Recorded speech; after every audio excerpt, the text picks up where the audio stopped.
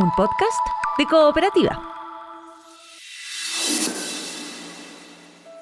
El Ministerio de Vivienda y Urbanismo y el Ministerio de Medio Ambiente, junto a la FAO, lanzaron la Estrategia Nacional de Ciudades Verdes. La iniciativa se plantea como una hoja de ruta fundamental para transformar los entornos urbanos del país de aquí al 2050. Su principal objetivo es hacer que la naturaleza sea una parte activa de la planificación de las ciudades. Mi nombre es Jorge Lira y este es el Congreso Futuro. Hola, muy buenos días. Cuéntame, Paulina, ¿de qué se trata esta estrategia, ¿no? ¿O de qué hablamos? Porque hablar de estrategia muchas veces es algo que es un poco más a largo plazo, ¿no? Que se establece, además, donde se sientan bases para, digamos, el desarrollo futuro, en este caso, de las ciudades. ¿Es así? Cuéntame un poco esta definición de estrategia y después nos metemos como en la parte más precisa. Buenos días y muchas gracias por la invitación a este espacio. La estrategia de Ciudades Verdes, como dices tú, es una política pública de escala nacional, o sea, se aplica a todo el territorio nacional y específicamente para todas las zonas urbanas, desde las pequeñas localidades hasta las áreas metropolitanas, pasando por las localidades, por ejemplo, más insulares, o sea, todas las zonas urbanas de Chile. Es el ámbito territorial el cual va a abarcar esta estrategia Ciudades Verdes, que como te decía es una política pública que está liderada por el Ministerio de Vivienda y Urbanismo. Se elaboró en conjunto también con el Ministerio de Medio Ambiente como el ministerio colaborador y con el apoyo técnico de la FAO, en este caso, la Agencia de Naciones Unidas para la Agricultura y la Alimentación, que siempre es bueno, para nosotros ha sido una buena experiencia articular no solo la política pública a nivel nacional, sino que también ir teniendo estos principios, estos estándares internacionales desde Naciones Unidas, garantizando también el cumplimiento de todos los compromisos en términos de cambio climático y biodiversidad. Ajá. Paulina, ¿y cómo se logra esto que parece una cuestión titánica? ¿Cómo se logra? Porque aquí se construye una especie de hoja de ruta, ¿no? Entonces, ¿cómo se logra que en un plazo de 25 años, no sé, las ciudades se transformen o que se ordene su desarrollo, su crecimiento, en fin?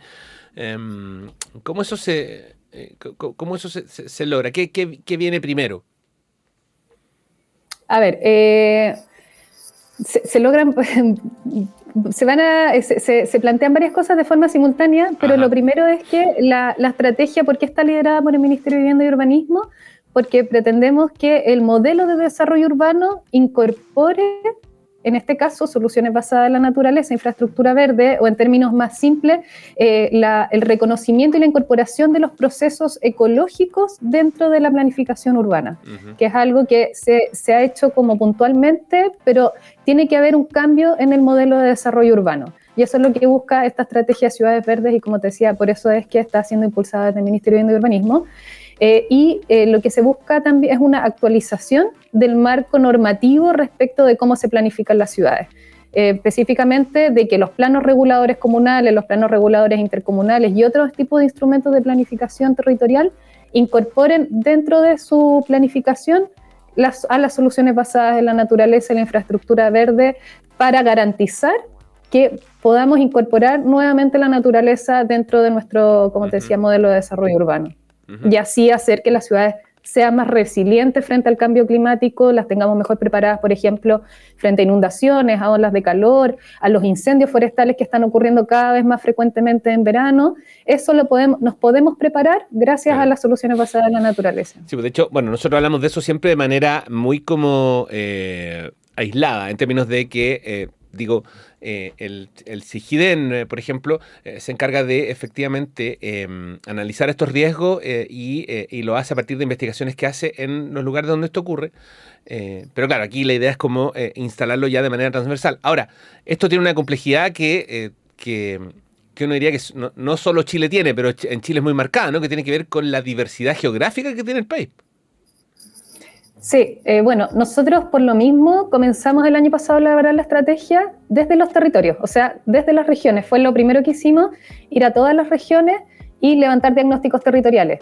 Y claro, ahí uno puede ver que, por ejemplo, la infraestructura verde, cómo se va a diseñar en Arica, es muy distinto a cómo se va a diseñar, por ejemplo, en Valdivia, que es una ciudad humedal, o una ciudad como Coyhaique, con características de, más desde la Patagonia. Entonces, lo primero que tiene esta estrategia es reconocer la particularidad de los territorios y de que cada territorio tiene una biodiversidad y tiene también riesgos climáticos diferenciados. Entonces, como yendo un poco de nuevo a lo que mencionaba anteriormente, la zona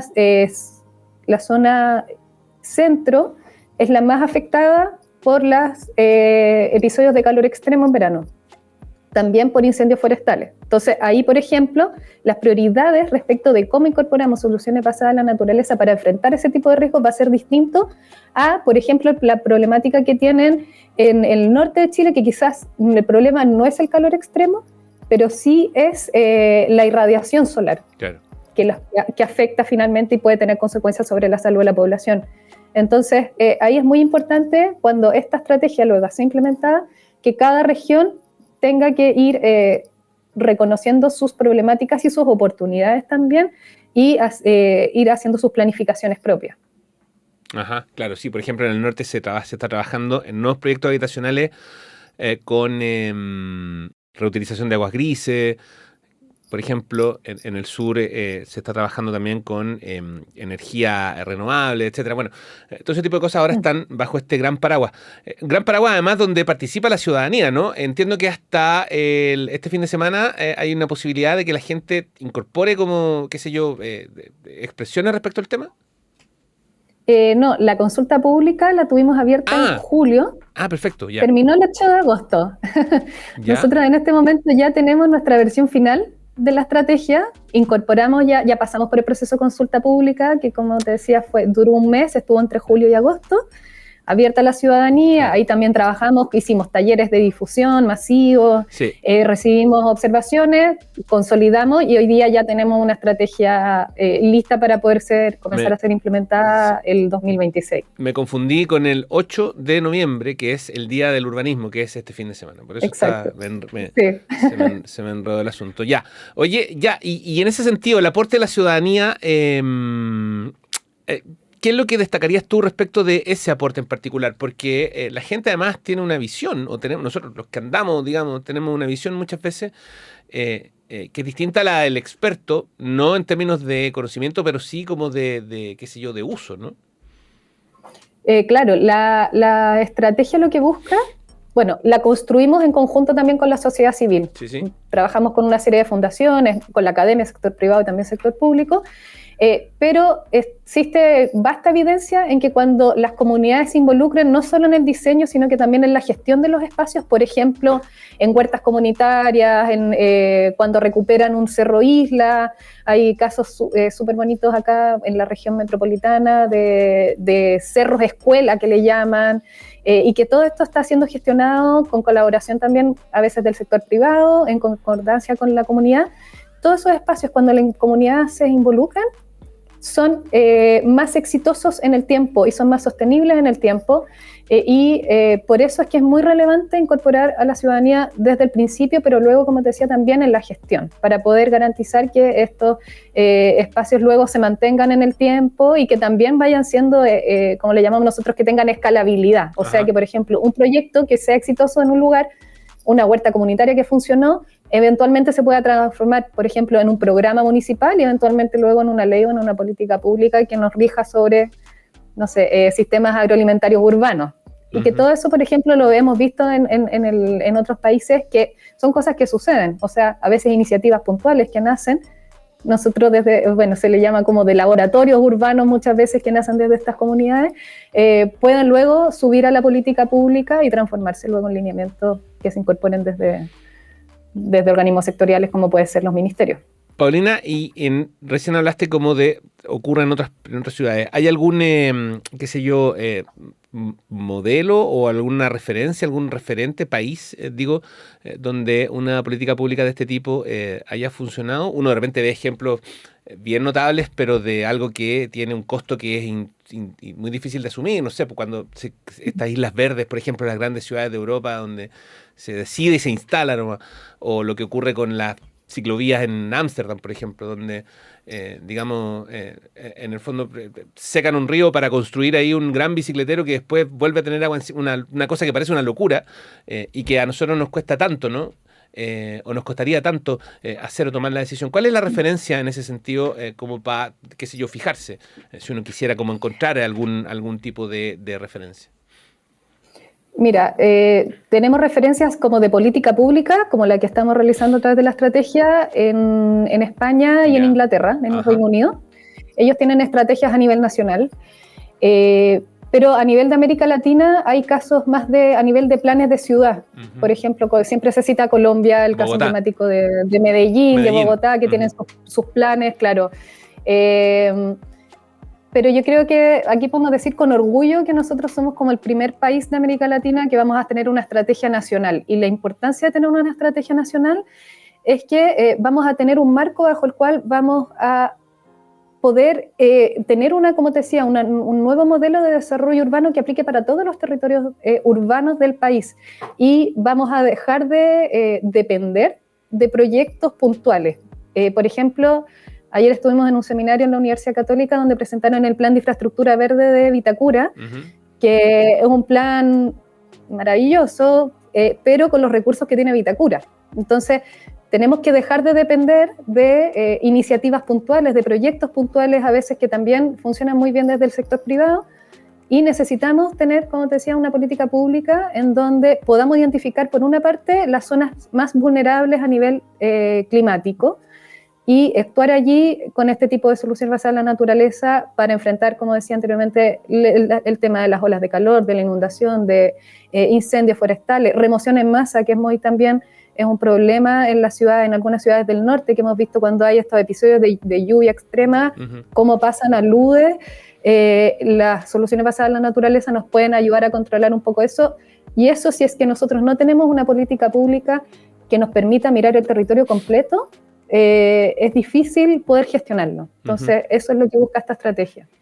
Paulina, por último, el horizonte de 2050, ¿qué implica? Que esto, bueno, que esté como, no voy a decir en régimen, porque en el fondo, o sea, que esté en régimen evidentemente, pero que todo ya que todo ya funcione en torno o bajo el prisma de esta política pública, en este caso lo que significa el desarrollo de las ciudades, o que haya, qué sé yo, cambios tangibles ya, observables. O sea, al 2050 tenemos que ya tener ciudades que sean resilientes, biodiversas, y claro, hay que ser ambiciosos, pero con criterio de realidad.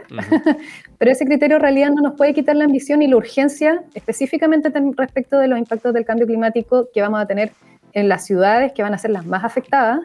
Es donde se concentra la mayor cantidad de población en nuestro país. Cerca del 90% de la población de Chile vive en zonas urbanas. Entonces, cuando tenemos un episodio por ejemplo, como te decía, de una luz, la cantidad de población que se ve afectada es mayor. Entonces, lo que busca esta estrategia es poder articular, ser una suerte de paraguas que articula también a otras políticas, como son los planos sectoriales de cambio climático que son parte de la Ley Marco de Cambio Climático, que son planes que se van actualizando cada 5 años.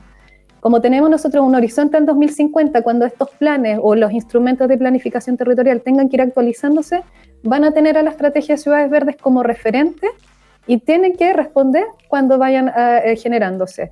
Lo mismo otro tipo de políticas que también son de alcance nacional. Nosotros ahora se está actualizando la Estrategia Nacional de Biodiversidad, la Política Nacional de Desarrollo Urbano, volviendo al Día del Urbanismo, y estamos trabajando en conjunto para poder tener acciones que sean sinérgicas y que vayamos también trabajando de una forma más colaborativa, más coordinada también entre sectores, que muchas veces cuesta trabajar. Los ministerios trabajan un poco aislados, y esta colaboración o esta gobernanza más interinstitucional que le llamamos entre las distintas instituciones es un desafío para la política pública, pero lo hemos logrado en la elaboración de la estrategia, y luego tenemos la esperanza de que en la implementación podamos continuar trabajando tan bien como lo hemos hecho para elaborarla.